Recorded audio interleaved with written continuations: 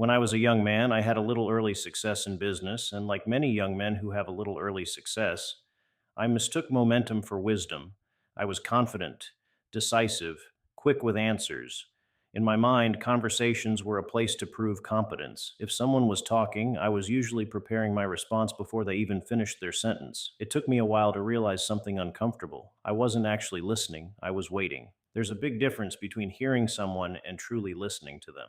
Real listening requires intention. It means slowing down your internal dialogue long enough to understand what the other person is actually trying to communicate.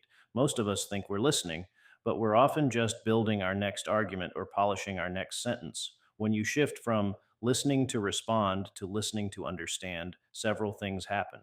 First, the other person feels it immediately. People have a remarkable ability to sense when they're genuinely being heard. That sense of being understood builds trust and connection in a way that clever words never will. Second, the quality of your own thinking improves. When you're not busy rehearsing your reply, your mind has more space to actually absorb information. You ask better questions. You notice tone, pauses, and subtle meaning that you would have otherwise missed. Ironically, the best responses usually come after real listening, not during it. This ties closely to a broader principle I learned earlier in life: the value of the student and teacher relationship.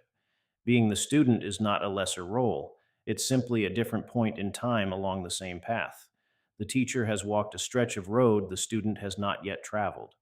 When the student approaches that relationship with curiosity and respect, learning accelerates dramatically. And for that exchange to work properly, the role of the teacher must also be recognized, not out of hierarchy, but out of appreciation for the experience, discipline, and mistakes it took to gain that perspective. Listening is, in many ways, the gateway to that whole dynamic. It's difficult to learn from someone you're not actually hearing. Life has a funny way of moving us back and forth between these roles.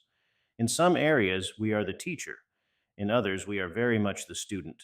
The wisdom is simply recognizing which seat you're in at the moment and sitting in it well.